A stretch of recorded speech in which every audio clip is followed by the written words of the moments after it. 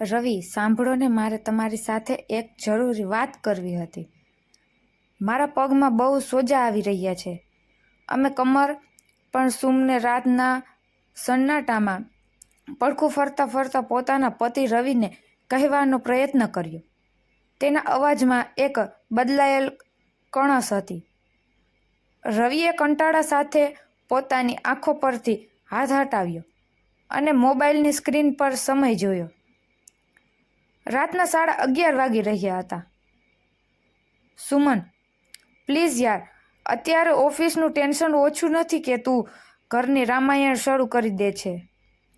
સવારથી સાંજ સુધી ઘરે જ રહે છે. આરામ જ તો કરે છે. મમ્મી કહેતા હતા કે આજકાલ તું બપોરે 2-3 કલાકે ઊંઘે છે. છતાં પણ થાક અને આ પગના સોજા બોજા બધો વહેમ છે. થોડું વોક રાખ. હવે સુવા દે. કાલે મારી બહુ મોટી પ્રેઝન્ટેશન છે. રવિએ ધાબળો મોં સુધી ખેંચી લીધો અને બીજી તરફ પડખું ફરી ગયો. સુમનની આંખોમાં આવેલ આંસુ અંધારામાં જ ઓગળી ગયા.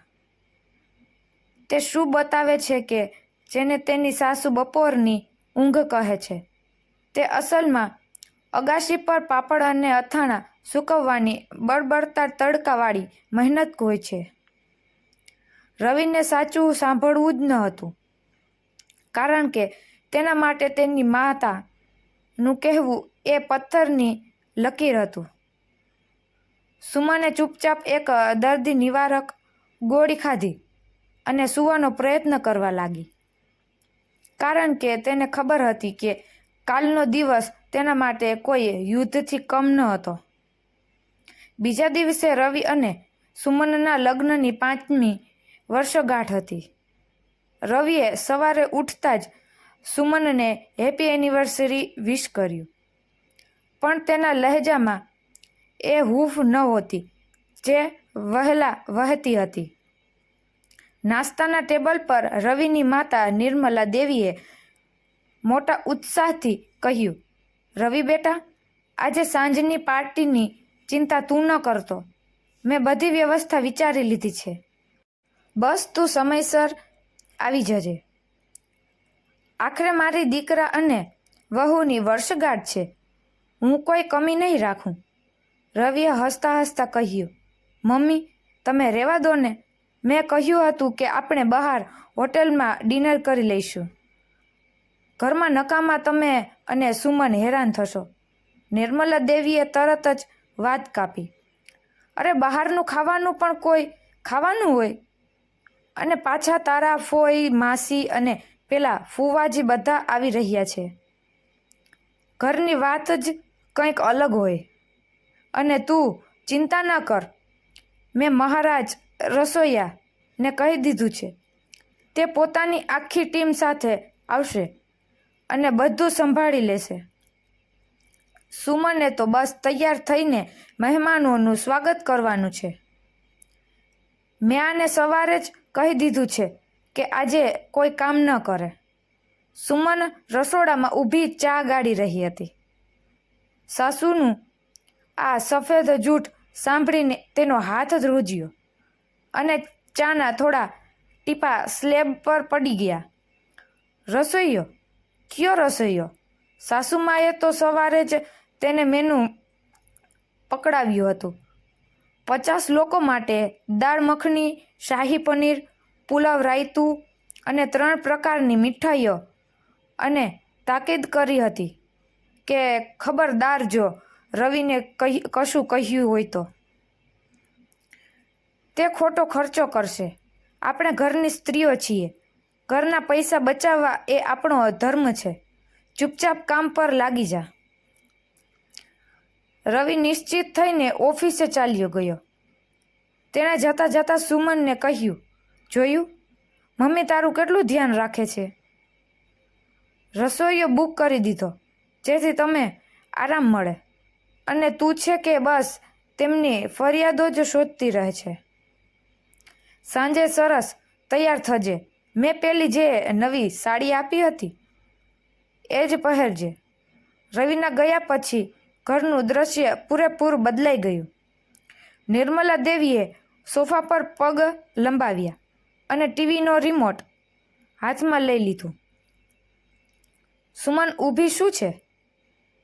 10 વાગી ગયા છે. વટાણા ફોલવાના શરૂ કર અને સાંભળ, પનીરના ટુકડા એક સરખા જ હોવા જોઈએ, નહીતર મારું નાક કપાઈ જશે. સગા સંબંધીઓમાં અને હા, કામ જલ્દી પતાવજે. સાંજે તારે તૈયાર પણ થવાનું છે, નહીં તો લોકો કહેશે કેવી ફૂહડ વહુ છે.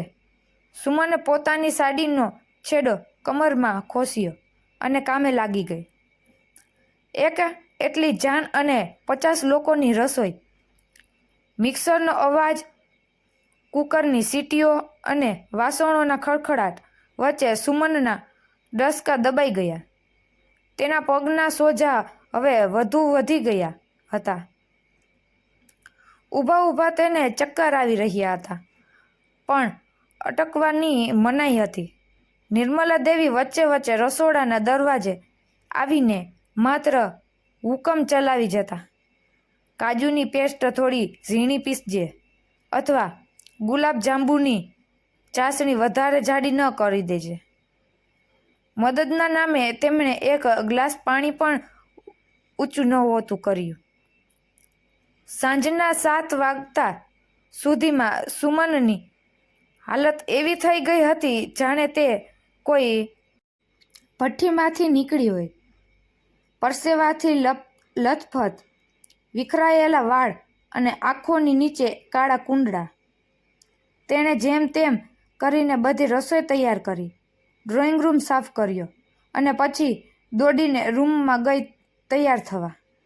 જ્યારે મહેમાનો આવવાના શરૂ થયા ત્યારે સુમન સજી ધજીને ઊભી હતી, પણ તેના ચહેરાનો થાક મેકઅપના પડ નીચે પણ સાફ દેખાતો હતો.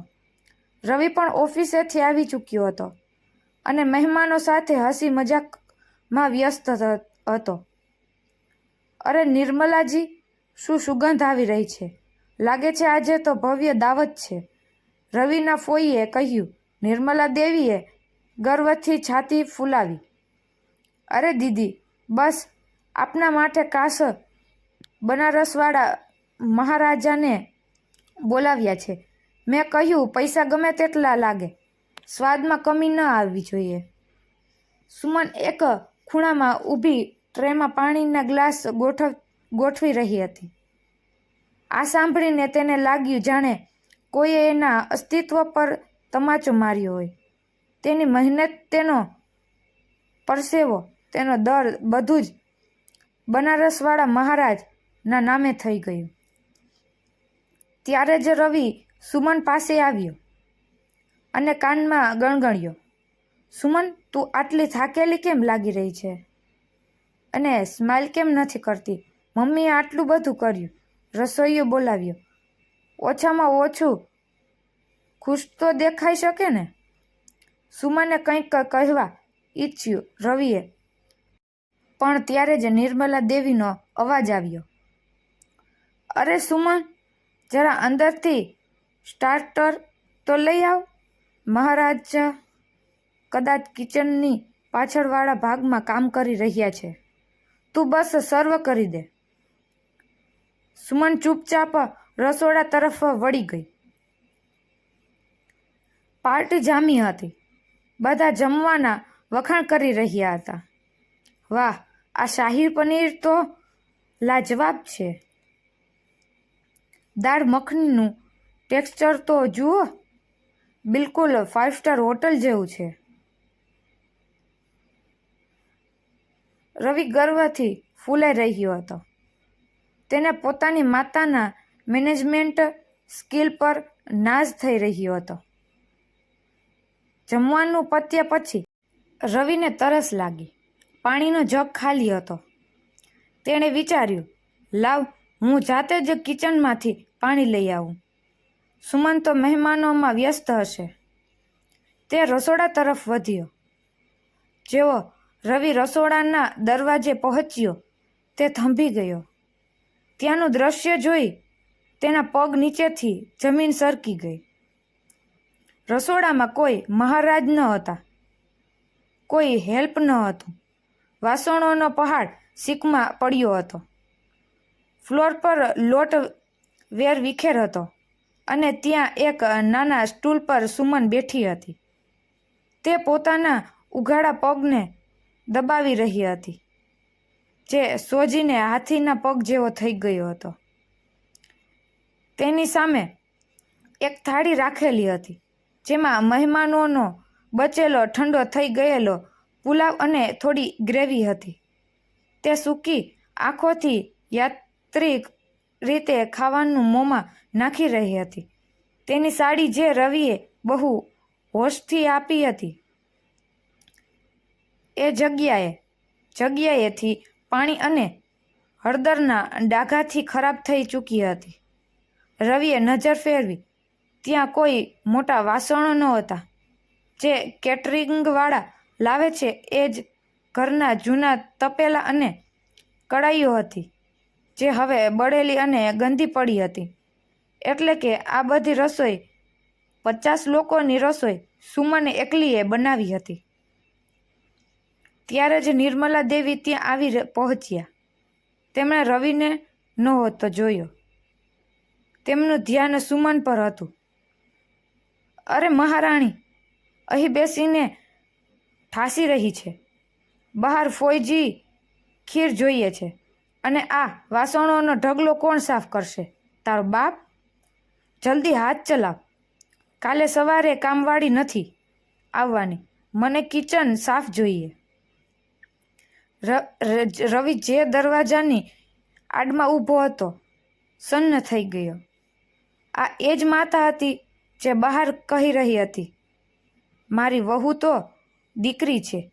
આ એ જ માતા હતી જેણે કહ્યું હતું, રસોઈયો છે, સુમને આરામ મળશે. રવિએ એક ઊંડો શ્વાસ લીધો. તેનો ભ્રમ, તેનો વિશ્વાસ બધું કાચની જેમ વેરવિખેર થઈ ગયું હતું. તેને યાદ આવ્યું, ગઈ રાત્રે સુમનનું કહેવું, પગમાં સોજા છે. તેને યાદ આવ્યું સુમનનો કરમાયેલો ચહેરો. તેણે અનુભવ્યું કે તે કેટલો મોટો અપરાધી છે. તે ચૂપચાપ ડ્રોઈંગ રૂમમાં પાછો ગયો. મહેમાનો હવે વિદાય લઈ રહ્યા હતા. નિર્મલાજી, જમવાનું બહુ શાનદાર હતું. એ રસોઈયાનો નંબર ચોક્કસ આપજો, એક સંબંધીએ જતા જતા કહ્યું. નિર્મલા દેવી હસતા હસતા બોલ્યા, હા હા, કેમ નહીં, હું વોટ્સઅપ કરી દઈશ. જ્યારે છેલ્લો મહેમાન ચાલ્યો ગયો, ત્યારે નિર્મલા દેવી સોફા પર ઢળી પડ્યા. હુફ, હું તો થાકી ગઈ.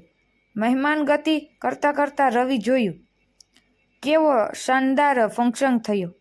તારા પપ્પા હોત તો કેટલા ખુશ થાત. રવિ દરવાજા પર ઊભો હતો. તેનો અવાજ એકદમ શાંત પણ બરફ જેવો ઠંડો હતો. હા મમ્મી, ફંક્શન બહુ શાનદાર હતો. અને સૌથી શાનદાર હતો પેલો બનારસવાળો મહારાજ. નિર્મલા દેવી થોડા ગભરાઈ ગયા. હા, તે તો પાછળના દરવાજેથી નીકળી ગયો. પૈસા આપી દીધા મેં તેને. કેટલા પૈસા આપ્યા મમ્મી? રવિએ પૂછ્યું.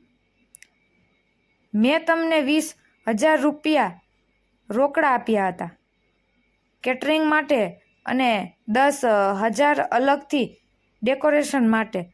અરે, એ હિસાબ પછી કરી લઈશું. તું થાકી ગયો હોઈશ, જા સૂઈ જા. નિર્મલા દેવીએ વાત ટાળવા ઈચ્છી. આ વાર્તાનો બીજો ભાગ જોવો હોય તો લાઈક કરો, શેર કરો અને સબસ્ક્રાઈબ કરો. આવતીકાલે બીજો ભાગ આવી જશે.